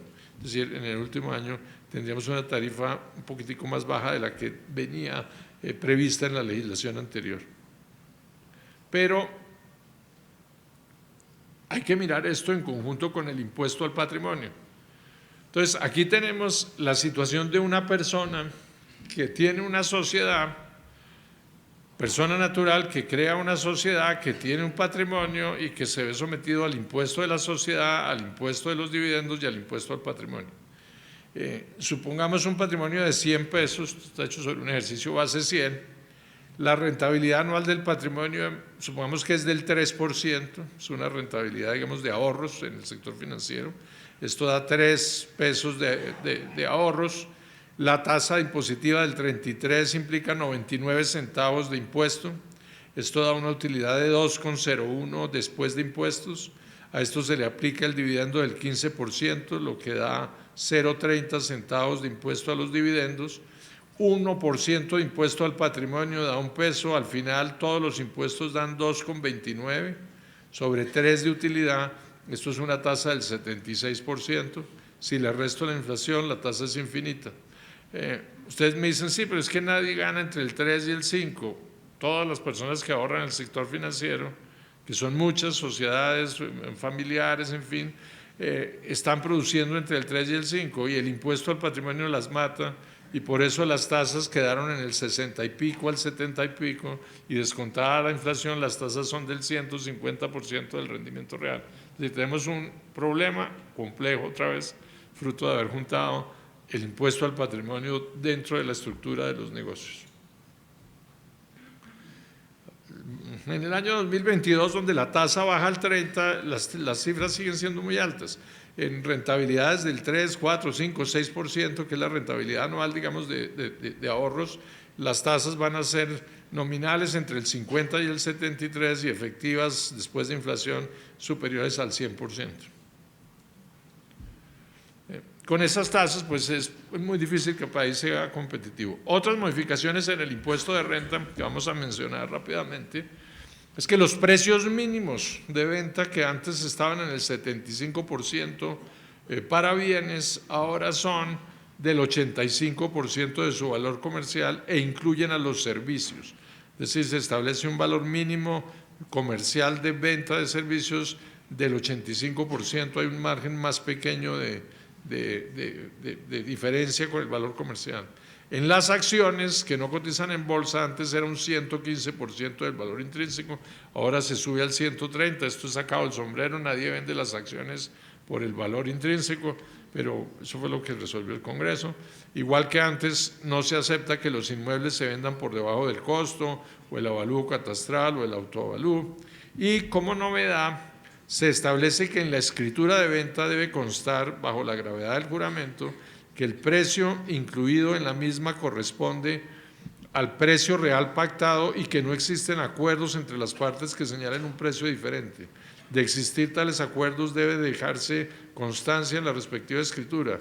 De no dejarse tales constancias, ojo, el impuesto de renta, el impuesto de registro, los derechos notariales se liquidarán sobre una base equivalente a 4 veces el valor incluido en la escritura. Entonces hay que tener mucho cuidado en las escrituras que se están diligenciando ahora en revisar esta declaración, que no haya acuerdos, en fin, ajustarlo al texto de la ley para evitar un riesgo de que le cobren 4 veces los impuestos. A partir del 1 de enero del 19 no se constituye costo de los bienes raíces las partidas que no se hayan desembolsado a través de entidades financieras, es decir, las partidas que no sean fruto de un giro, de una transferencia, de un cheque, no son costo. Pagar en efectivo deja de ser costo.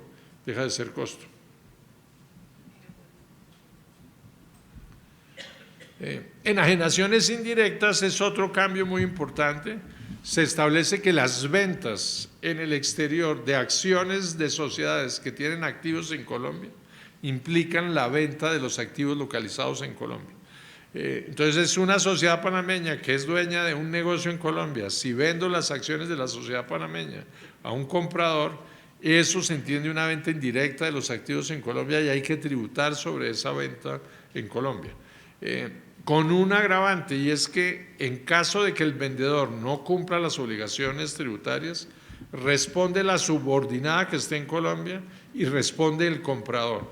Entonces, comprar una estructura internacional que tenga unos activos localizados en Colombia se volvió imposible porque el comprador y la estructura localizada en Colombia se vuelven solidarios con el impuesto del vendedor que eventualmente no los haya pagado. En materia de subcapitalización, se corrige un error, y es que un límite que había de que los créditos no podían exceder de 3 veces el patrimonio, ahora queda únicamente aplicable a deudas entre vinculados económicos. No se aplica a las deudas que no sean con vinculados, a las deudas con el sector financiero. Si bien se reduce a 2 veces ese límite, el hecho de permitir que las deudas con no vinculados no se vean afectadas, pues resuelve parte del problema y se aplica, digamos, como se aplica en la mayoría de países. Pero aquí aparece una cosa nueva, que es el control de operaciones back-to-back, que va a ser muy complejo. Los bancos quedan obligados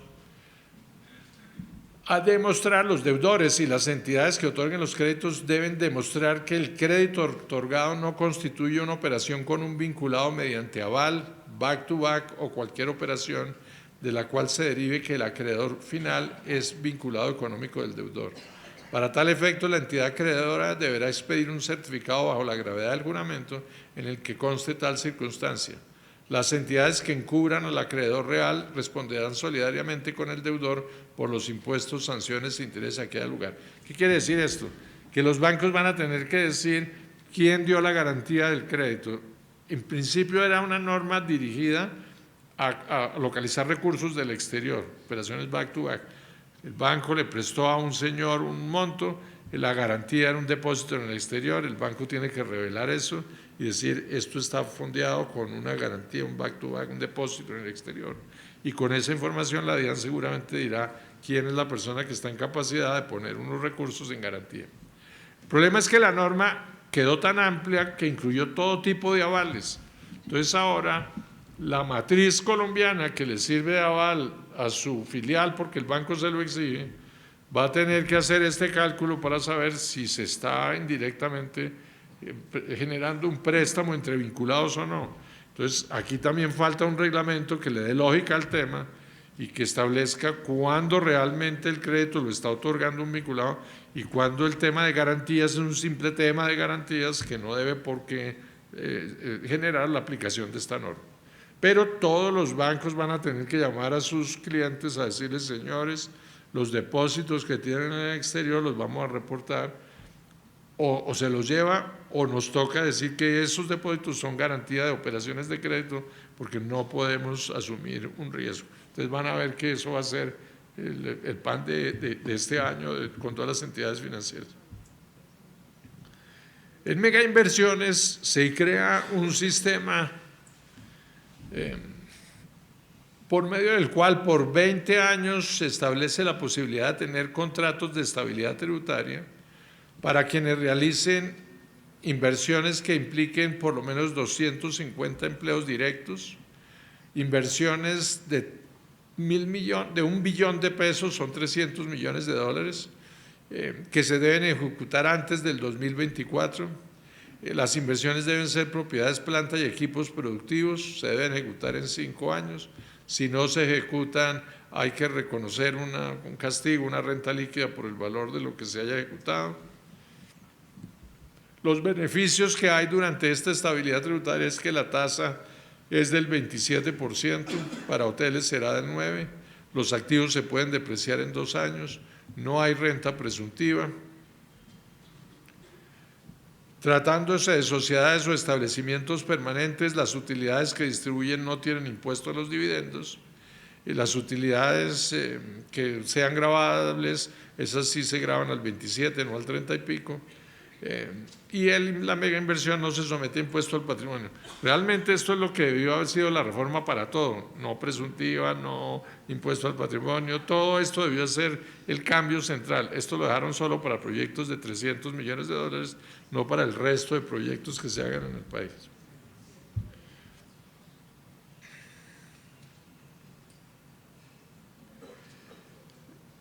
Otra cosa que aparece que es un poco extraña dentro de la ley es que se crea en Colombia un régimen parecido al panameño de tratamiento de compañías offshore, por medio de la cual los extranjeros o los nacionales que no residan aquí o los nacionales inclusive que residan aquí pueden tener sociedades en Colombia que reciben rentas internacionales, pasan por Colombia y no tributan, se pueden girar sin efecto impositivo. Cualquier sociedad puede ser compañía holding colombiana, todo lo que requiere es que dentro de su objeto tenga la posibilidad de tener tenencia de valores, holding de acciones, tiene que tener como requisito por lo menos 2 inversiones en las que tenga, en sociedades en las que tenga por lo menos el 10% de su capital, son inversiones nacionales o extranjeras, es decir, participar en el capital de 2 sociedades aquí o allá con el 10%, contar con por lo menos 3 empleados y se hace una compañía holding colombiana, no tiene efectos nocivos previstos en la ley. Seguramente todos nos vamos a convertir en compañías holding colombianas porque tiene una ventaja y es que los dividendos que se le paguen a esas holding no tienen retención en la fuente. El ejemplo se ve en este diagrama, supongan una compañía holding que tiene accionistas del exterior y accionistas colombianos y que invierte en una compañía del exterior. Las utilidades que produce esa compañía del exterior son rentas activas, es decir, no es una renta pasiva, no es un portafolio, es una operación industrial o comercial localizada en alguna parte. Estas rentas activas llegan a Colombia como un dividendo exento, no se graban en la holding y se giran como un dividendo no grabado al accionista del exterior. Si se le pagan al accionista colombiano, paga el 7,5 o el 15, pero no paga más. Entonces, este es un esquema muy interesante para las compañías que tienen inversiones fuera, que no han podido traer las utilidades por la diferencia de tarifa entre el país de la inversión y Colombia.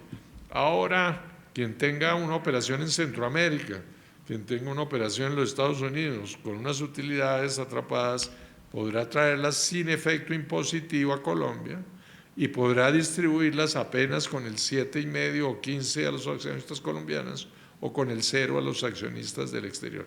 Es decir, vamos a tener un régimen de compañías que seguramente mucha gente va a utilizar. En el caso de compañías holding que invierten en compañías colombianas, la ventaja es que no hay retención en el giro. Entonces, si uno no tiene un grupo empresarial para poder eliminar la retención, pero sí tiene un 10% en una compañía de la cual participa, lo ideal es volver a la matriz compañía holding o a todas las de la cadena, de suerte que los dividendos no se sometan a retención, esto no tiene ningún encarecimiento adicional y al final pagará el dividendo el día que le gire al accionista final, pero no atrapa caja con retenciones en el trayecto de las utilidades mientras que llegan a la holding. Otras normas del impuesto de renta son los descuentos de impuestos pagados y la deducción. Aquí, digamos, empiezan 2 o 3 normas que son favorables. Se permite la deducción del 100% de todos los impuestos, tasas y contribuciones pagadas durante el año que tengan relación de causalidad con la actividad económica, distintos del impuesto de renta, el impuesto al patrimonio, el impuesto al consumo de inmuebles. En materia de GMF, 4 por 1000 se permite la deducción del 50%. Esto hasta aquí es una norma importante porque una cantidad de impuestos sobre los que había dudas si eran deducibles o no, queda claro que son deducibles. La parte más importante es que se permite tomar como descuento el 50% del impuesto de industria y comercio, descuento en el impuesto de renta, es decir, como una resta directa, no es una deducción, es un descuento, es como una especie de aplicación de una retención. Y a partir del 2022 se permite descontar el 100% del impuesto de industria y comercio. Esto en el fondo lo que implica es que el impuesto de industria y comercio desaparece para todos aquellos que tengan impuesto de renta contra el cual descontar este impuesto. Y esto reduce la tasa de tributación, hay que decirlo, en el caso de empresas a las que el impuesto de industria y comercio les afecte mucho, que son las que tienen altas rotaciones y bajos márgenes. para ellas esto, digamos, es un alivio muy importante. En materia de ICA, por estos 2 años, las empresas podrán tratar esto la mitad como descuento en renta y la mitad como deducción en el impuesto de renta. Sobre esto el gobierno ha dicho hasta ahora que no es posible, pero la ley, digamos claramente, no tuvo ninguna limitación al respecto. Aparece una posibilidad de que los pagos por educación del empleado y su entorno familiar sean deducibles de las empresas y no gravables para el trabajador. Esto seguramente se va a utilizar en muchas empresas para desalarizar, permitiendo que pagos por concepto de educación del trabajador y de los miembros de su núcleo familiar los pueda deducir la empresa y no constituyan pagos indirectos del trabajador, es decir, no se graban en cabeza de esto. El gobierno, dice la ley, deberá reglamentar esto, pero esto lo que va a permitir es que muchas compañías pues hagan programas para permitir que sus ejecutivos, sus trabajadores financien la educación de sus hijos, de su entorno familiar, con el efecto impositivo ya mencionado. La renta presuntiva, que estaba en el 3,5, baja al 1,5 en los años 19 y 20 y al 0 en el 21. Esto es otro cambio importante.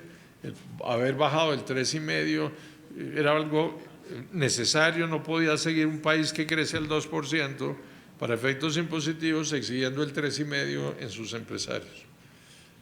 Entonces, ojalá en 2 años no estemos con otra reforma subiendo el impuesto al presuntivo.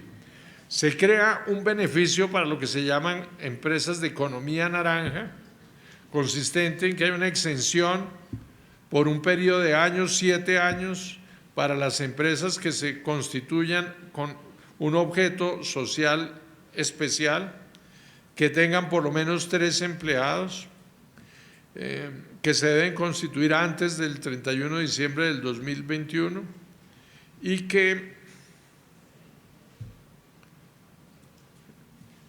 tienen que hacer una inversión por lo menos de 150 millones de pesos y no pueden tener ingresos superiores a 80.000 VTs, que son 2.742 millones. 2.700 es una suma pequeña. Realmente esto de la economía naranja es para empresas pequeñas. Son empresas que pueden tener hasta 2.000 millones de ingresos. Si tienen más de 2.000 millones se pierde el beneficio. ¿El beneficio en qué consiste? En una renta exenta. Es un beneficio aparente porque la sociedad no paga, pero si se distribuye el dividendo se vuelve gravable al 33 más el 15 en cabeza del accionista. Es un diferimiento de impuestos más que una ventaja. Las actividades, esto no se alcanza a ver, pero más o menos es joyas, bisutería, libros, edición de programas de informática, todo lo que tiene que ver con cinematografía, producción, exhibición, programaciones de televisión, todo lo que tiene que ver con arte, todo lo que tiene que ver con informática, consultorías técnicas, cosas relacionadas con ciencias sociales y humanidades, fotografía, creaciones literarias, industriales, teatrales, audiovisuales, bibliotecas, actividades referentes al turismo, básicamente. Para el sector agropecuario se crea también una exención por un periodo de 10 años, consistente en no gravar las nuevas empresas. Para tal efecto se tienen que crear 10 empleos como mínimo. Las empresas deben constituirse e iniciar sus actividades antes del 2021 y deben tener un proyecto aprobado por el Ministerio de Agricultura y Desarrollo Rural. Las sociedades deben cumplir unos montos mínimos de inversión de 900 millones y nuevamente no pueden tener ingresos superiores a 2.742 millones al año. Otra vez, esto es un beneficio para empresitas muy pequeñas. Lo otro es que el beneficio es más aparente que real, es un diferimiento, no paga la sociedad, si se distribuye la utilidad paga el socio y paga el encabeza del socio el impuesto de la sociedad y el impuesto del dividendo. El otro gran cambio que sí trae la reforma es el descuento del IVA en la adquisición de activos fijos. Ese se permite a partir de este año 19. Consiste en que se permite descontar del impuesto de renta el IVA pagado en la adquisición, importación o construcción de activos fijos reales productivos, maquinaria, equipo. El descuento podrá tomarse en el año en que se efectúe su pago o en cualquiera de los años posteriores hasta agotarse. Finalmente, el país, después de casi 50 años de introducción del IVA, dio el paso de desgravar los bienes de capital. Colombia era de los pocos países que gravaba los bienes de capital. Esto es una forma indirecta de desgravarlo. Le está diciendo a la gente que tenga impuesto de renta, todo lo que usted pague en bienes de capital se lo dejo descontar de su impuesto de renta, es decir, se lo resto directamente del impuesto de renta. Y esto sí es una reducción del 19% en el costo de adquisición de bienes de capital. Entonces, para todo el que tenga impuesto de renta, todas las empresas que tengan impuesto de renta, se vuelve atractivo mirar inversiones en bienes de capital porque con esta norma hay una reducción del 19% en el costo de la inversión.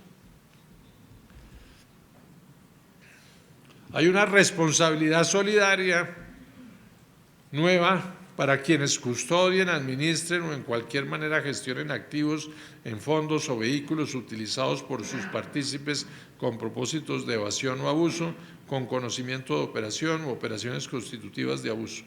A través de esta responsabilidad, quienes hagan estas actividades responden por los impuestos solidariamente con los impuestos del contribuyente. Entonces, las entidades financieras especialmente y las entidades, los corredores de bolsa, las fiduciarias, que esta es su actividad, van a tener que hacer todo un proceso, digamos, de revisión y de conocimiento de su cliente y de las actividades que realiza, muy complejo, por cierto, porque con esto la ley les puso en cabeza de esas entidades una responsabilidad solidaria que antes no tenían. En materia de retenciones en la fuente, a pagos al exterior, hay unos incrementos, créditos por un término inferior a un año, pasa la retención del 15 al 20,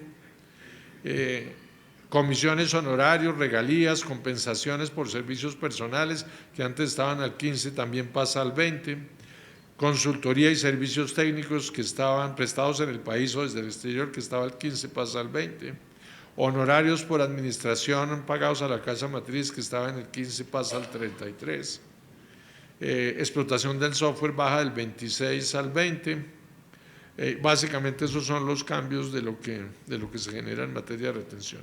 Finalmente, en materia de procedimiento, una norma que menciono, dos normas, es que hay una conciliación contenciosa administrativa en materia aduanera, cambiaria y tributaria para todos los que tengan procesos en la vía jurisdiccional. Existe la posibilidad antes de septiembre de conciliar esos procesos teniendo como ahorro un porcentaje importante, el 80% de las sanciones y de los intereses, es decir, pagando impuestos más 20% de sanciones e intereses, se logra conciliar el proceso. Es un tema que seguramente tendrán que mirar. Si los procesos están en la vía gobernativa, están ante la DIAN, también es posible tener un beneficio de terminación de los procesos en el que se puede conciliar el 80% de sanciones, es decir, pagando el impuesto más un 20% de sanciones e intereses, se logra terminar el proceso. Aparece un beneficio de auditoría por 2 años, el beneficio ha desaparecido hace unos 10 años, unos 8 años, ahora vuelve a aparecer por 2 años, consistente en que por los años 19 y 20, quien incremente su impuesto de renta en por lo menos un 30% en relación con el impuesto del año anterior, logrará que su declaración quede en firme en los 6 meses siguientes, si en ese plazo no le han notificado un requerimiento especial. Si el incremento es del 20%, la declaración queda en firme en los 12 meses siguientes. Mucha gente va a tener seguramente que mirar si se acoge o no se acoge a este beneficio de auditoría. Y tal vez el último punto, pues que es medio absurdo, es que desde el año 95 teníamos una norma que avalaba las actuaciones de los contribuyentes basadas en conceptos escritos de la DIAN, que permitía que si un contribuyente sigue una cartilla, las instrucciones, y la cartilla está equivocada, el contribuyente pueda decir, oye, no me puede sancionar porque yo seguí sus instrucciones. Ahora se establece que los conceptos emitidos por la DIAN son obligatorios para los funcionarios, pero no avalan las actuaciones del contribuyente. Es decir, el contribuyente que tiene un concepto, si la DIAN lo quiere desconocer, lo puede hacer con esta nueva norma. Es decir, es otra de esas normas que es medio absurda. Conclusión. Este era el cuadro que vimos antes de comenzar con la reforma. Veíamos que el problema era el ICA, el GMF, el IVA, los bienes de capital, las estampillas, la presuntiva, el impuesto a la riqueza, los intereses, otras partidas no deducibles. ¿Qué pasó con esta reforma? El ICA en 2 años se resuelve porque va a ser totalmente descontable. El GMF no fuimos capaces de quitarlo. Es un impuesto que hay que quitarlo sí o sí. Cada vez que lo miran los analistas dicen hay que quitarlo, pero cada vez que llega al Congreso le extienden en el tiempo. IVA de bienes de capital, afortunadamente, se eliminó a partir de este año a través del descuento. Todos los impuestos que gravan los negocios, estampillas, alumbrado público, etcétera, etcétera, no se resolvieron.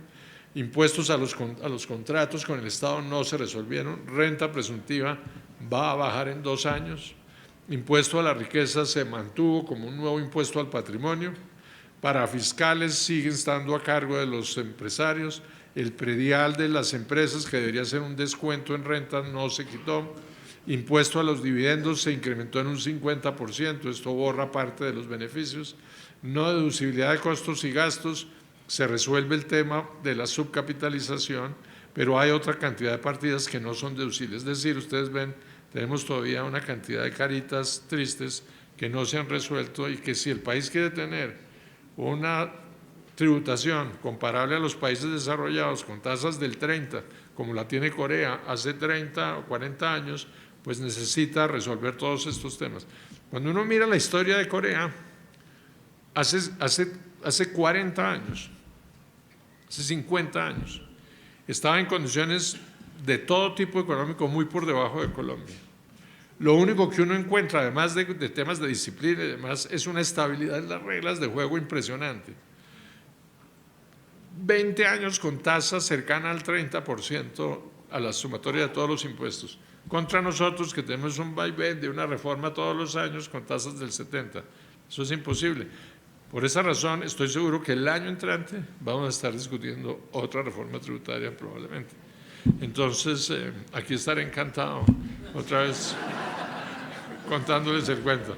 Bueno, esta era básicamente la presentación, traté de ajustarlo lo más que se pudo, creo que dejamos unos minutos para preguntas o inquietudes que tengan y mil gracias por la gentileza.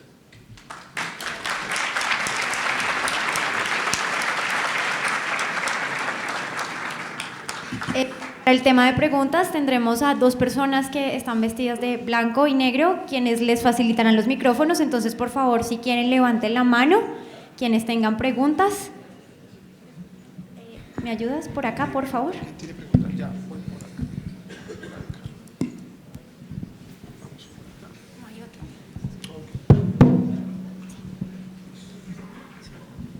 Buenas tardes. ¿Qué pasa con las personas que tienen ingresos provenientes de portafolios en el exterior a través de dividendos, por ejemplo en los Estados Unidos, y los Estados Unidos le pagan los dividendos a uno, pero le hacen de una vez el descuento del 33% del impuesto allá?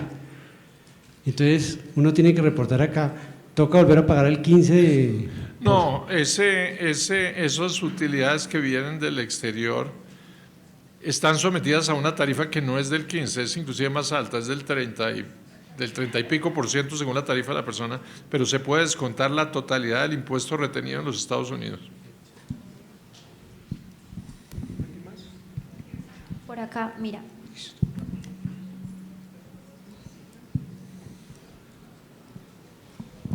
Buenas tardes, gracias. Cuando se genera una evasión del impuesto a la riqueza, pero en cabeza de una empresa, ¿las cláusulas penales quedan en cabeza del representante legal o de los dueños? ¿Cómo se maneja eso? Bueno, ese es uno de los temas que la ley en general para estas sanciones penales no precisó, y pues seguramente va a ser uno de los caballos de batalla y de defensa, y es que la tipificación del delito en esa materia es muy ambigua, no dijo en cabeza de quién. Hay antecedentes que dan a entender que debe ser en cabeza de quienes participaron en el ilícito dentro de la sociedad. Habrá que entrar a ver si fue el representante legal, la Junta, el contador, quién participó, pero la ley no dijo en cabeza de quién. Seguramente en una siguiente aproximación al tema entrarán en un detalle más para decir en qué casos son unos u otros. Doctor Santiago. ¿Qué hubo, Medardo? En el tema de las cédulas, renta a personas naturales, que se consolidan ahora en 3 cédulas, y digamos que también tenemos el problema antes de esta reforma, el tema de los honorarios, la deducción que está limitada al 40%, aquí sigue aplicando esa limitante porque eso perjudica a las personas que tienen costos. No, ya se aclaró que cuando en esas rentas no laborales hay costos y gastos, se permite la totalidad de los costos y gastos. Es decir, que si hay un costo o gasto que tiene relación de causalidad con la renta, es deducible en su totalidad. Muchas gracias. Doctor Santiago, buenas tardes. Una pregunta, yo creo que la mayoría de las personas que estamos aquí tenemos capital en corredores asociados y en Davivienda Corredores. La pregunta, usted decía que los dividendos al final uno va a perder, o si lo entiendo bien, va a perder parte del capital que usted tiene invertido. Entonces, ¿qué hacer con ese capital? O sea, finalmente lo saca uno de estos de corredores, lo tiene, no sé, escondido. No sabría decir qué hace uno con este capital, porque la renta de esos dividendos, pues al final vas a perder no solamente sino los dividendos, sino parte del capital que tú tienes. Es que ¿cuál es por qué esa conclusión que digamos no es asociado a un corredor en particular o en particular en este caso a corredores, es asociado a la legislación que sea que los recursos se estén en el exterior o estén en Colombia, sí, el haber eliminado el componente inflacionario, el establecer un impuesto al patrimonio sobre el monto del capital, esté donde esté, conduce a deteriorar la rentabilidad de ese capital y a erosionarlo. Entonces es un problema, digamos, de una legislación mal hecha. La solución, si uno quiere tener una solución, desafortunadamente es irse del país a una legislación que no tenga impuestos a la acumulación. Pero aquí, sea para ahorros, sea para tener acciones, sea para tener empresas, lo que uno ve es que la legislación quedó con un cúmulo de gravámenes que hacen que pierda poder adquisitivo cualquiera que sea la inversión. No es solamente tenerlo en ahorro, lo puede tener en bienes reales, lo puede tener en máquinas, pero pagar el 1% de impuesto al patrimonio todos los años, perder el componente inflacionario, tener una presuntiva que en todo caso está bajando pero todavía existe, tener la tarifa que se le subió a las personas naturales y tener el impuesto al dividendo, eso conduce a generar un efecto, digamos, que es expropiatorio, conduce a tasas del 70%, del 80%. Las tasas en Colombia no deberían ser, en ningún caso, sumados todos los impuestos superiores al 30%. Es decir, si este quiere ser un país que invite a la gente a invertir, usted debería poderse sentar a hacer toda la cuenta de sus impuestos y al final del año decir, con predial, con renta, con impuestos a las ventas, con todo, no estoy tributando más del 30-40% de mi ingreso. Lo que hoy en día existe es tasas del 70 y 80.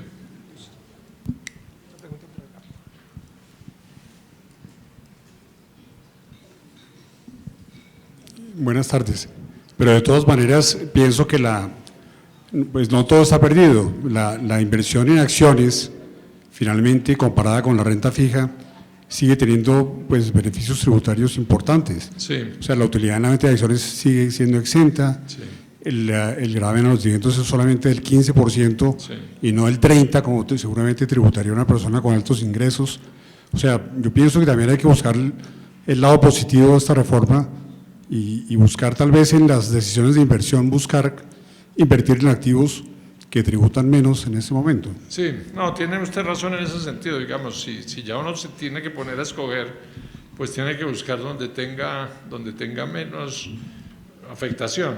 Las acciones no tienen presuntiva, no la han tenido, tienen una ventaja. Tienen una desventaja y es que este año les pusieron impuesto al patrimonio, pero afortunadamente no es del 2 y pico, del 3 como se pensó, sino del 1. Tienen la ventaja que los dividendos tienen un impuesto que es del 15% en el peor de los casos de personas, y es probable que uno encuentre ahí que hay un nicho que dentro de lo malo de la legislación es el mejor nicho, ¿sí? Pues que mi comentario, mi crítica va, si las empresas pagan el 30 o el 40, los dividendos no deberían pagar. O si vamos a tener tributación a los dividendos, hay que tener como en otros países que las empresas pagan el 20, y entonces el dividendo sí puede pagar el 20 y pico, el 30, lo que quiera, porque no podemos llegar a que las empresas paguen el 30 y el accionista pague el 30, más impuesto, más 4 por 1000, más impuesto al patrimonio además. Buenas tardes, muchas gracias, doctor Pardo. Sí. Mi inquietud es la siguiente. En el caso de una sociedad que está en el exterior, digamos hace 20 años se constituyó con $10.000 y hoy en día puede estar del valor de $1 millón, digamos. Sí. ¿Por qué? Porque ha habido una serie de valorizaciones de acciones, rendimientos, diferencia en cambio, etcétera, etcétera. En ese caso, ¿cómo sería la normalización? Ok, si usted puede demostrar que los $100.000 iniciales se convirtieron en $1 millón porque se han dado por 20 años las valorizaciones, usted no tiene que normalizar sino sus $100.000, que es el monto original del costo fiscal de sus activos. Entonces, si usted tiene una trazabilidad y dice, mire, yo hace 20 años puse $100.000, lo que no he declarado son $100.000, que era mi costo original, es lo que tendría hoy declarado en condiciones normales si hubiera declarado este activo. Lo demás son valorizaciones, expectativas que no se han realizado. Entonces ahí son $100.000, no tiene que hacerlo por el millón. Distinto de quien los $100.000 se convirtieron probablemente en 20, pero no tiene cómo mostrar ese incremento. Ahí lo que está diciendo el decreto y lo que seguramente dice la ley es que hay otra parte que no corresponde a un capital originalmente colocado, sino que corresponde a otros fondos que no se generaron como resultado de las inversiones, sino de recursos puestos por alguien más, por la misma persona, recursos no declarados. Una conciliación en ese caso y normalizar lo que no se pueda justificar. Es correcto. Muchas gracias.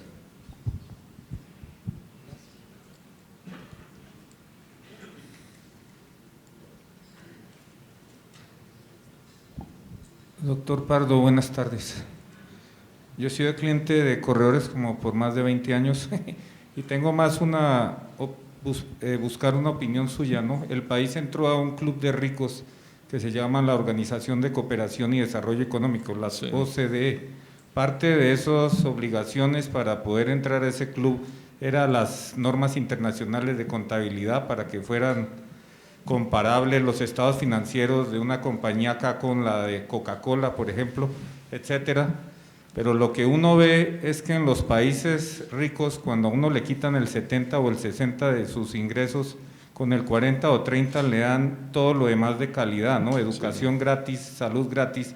Aquí cada vez las personas jóvenes, ¿cómo pueden crear riqueza o acumulación de capital cuando cada vez nos quitan un poco más de nuestros ingresos? Y mi pregunta va a que a futuro la planeación tributaria tiene también que ver con la viabilidad de Colombia como país, como sociedad.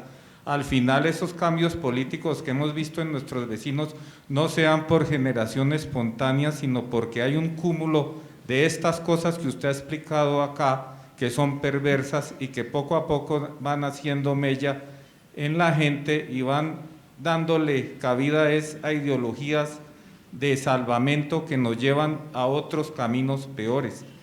Entonces, un país como este, lógicamente usted lo dijo, usted es un técnico y un analista y todas estas decisiones que deberían pasar por personas como usted se pierden en los intríngules de la politiquería, que es a lo que ha sido este país siempre. Entonces la pregunta es, para ser serios hay que ser pragmáticos y eso es lo que menos tiene esta sociedad. Y desafortunadamente este es un estado que ha perdido sus rentas propias. Y como ya no tiene rentas propias porque ha vendido ISA, quiere vender Ecopetrol, etcétera, tiene que quitarle a sus ciudadanos que contribuyen siempre un poco más de sus ingresos. Quiero su opinión de hacia dónde va esto al final y qué puede suceder en un país que cada vez se vuelve más inviable. Sí, usted tiene toda la razón. Pero mire, nosotros sí tenemos un margen de cobrar más impuestos, lo que pasa es que hay que cobrarlos donde toca. Si uno mira la tasa global de tributación frente al PIB, Colombia en esos ingresos que recibe el gobierno central es 14-15%. Faltan los territoriales, eso da 3-4, tenemos un 17-18%, las tasas de países comparables pueden llegar fácilmente al 20 y pico %. Es decir, hay de dónde cobrar. Sin asfixiar el país. Lo que no se le puede es cobrar a los mismos, porque esos sí ya están asfixiados. Digamos, usted no puede permitir que el 10% de los combustibles sean de contrabando. Eso es inaceptable. Y eso tiene que ser una lucha frontal del Estado. Que el 40% de los textiles sean de contrabando, eso es inaceptable. Pero eso no se hace nada contra eso. Si usted mira, 95% de las actuaciones administrativas de la DIAN de los últimos años han sido sobre grandes contribuyentes, es decir, sobre los que pagan, no sobre los que no pagan. Pues, así es imposible. Buenas tardes. Mi pregunta es específicamente sobre la ganancia ocasional. Si yo tengo participación en una empresa que no está inscrita en bolsa, salgo a vender esa participación después de 2 años, ¿sigue únicamente el gravamen del 10%? Sí, es correcto.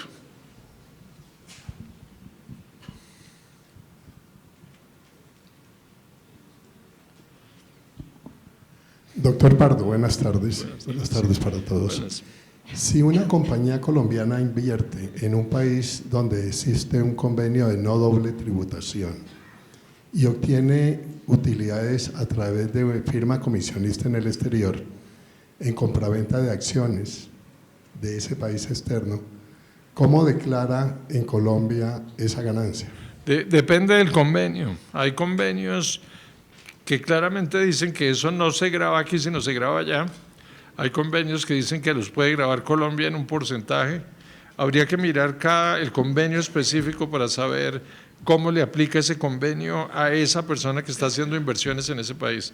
Pero hay casos donde se dice que el único gravamen es el del país receptor de la inversión.